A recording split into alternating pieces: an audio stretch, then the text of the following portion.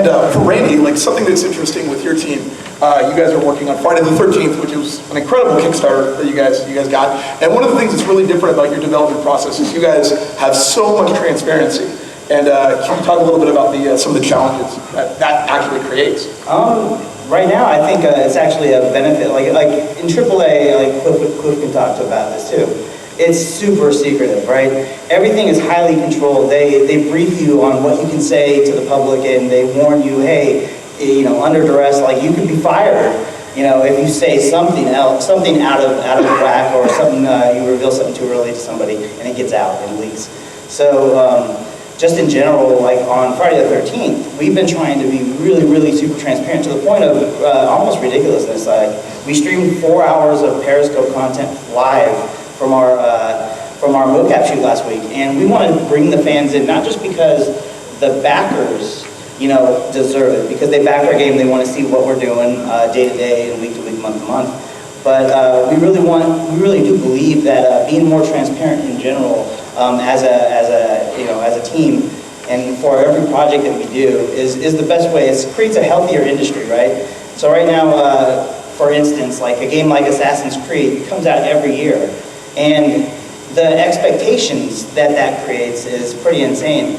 That game comes out every single year, and nobody knows that there are 1,600 people working on the last year of the game to get it out the door, and there's 3 other teams that already started to do the staggered releases. So people go and look at that and say, wow, this high quality release is ready to drop, and there's another one there. But games that don't quite have that budget in the middle or in the lower end of the indie group, indie spectrum, just kind of catch a lot of flack because there are delays. Games are hard to make, hard as hell. So if there was more transparency up there, I think it would actually create less toxicity and more understanding about how hard it is to actually ship a game these days. Yeah, I think one other thing that I encountered when I started to come on is obviously there was a goal for something that would be single player if we hit that stretch goal. Yeah. And it's so important. We talked about this, that we make clear that single player is more just kind of a snippet of game. It would be a challenge because we don't want to give people that impression that we meant campaign. Because to be honest, that would be like the worst game ever. If you just play Jason killing people for 10 hours because there's no challenge in that. It's kind of creepy. But it is. I think that some of those challenges with transparency is you can say a word like single player, and that is such a loaded term that people will read as something other than what you're trying to convey it as. That it really is a tricky balance. If you're being transparent, you also have to be very specific and very articulate at the same time. After it happened, I expected someone to do something.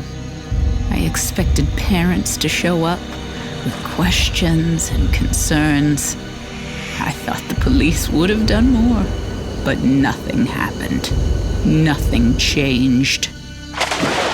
Shh, quiet. Someone will hear us. They opened it again the next year, and they were back to their old habits.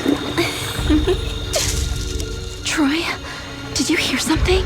Relax, babe. Probably just Steve trying to scare us. They're just kids, right? So was he. He was just an innocent boy. I was a good mother to him. My boy. My sweet, sweet Jason.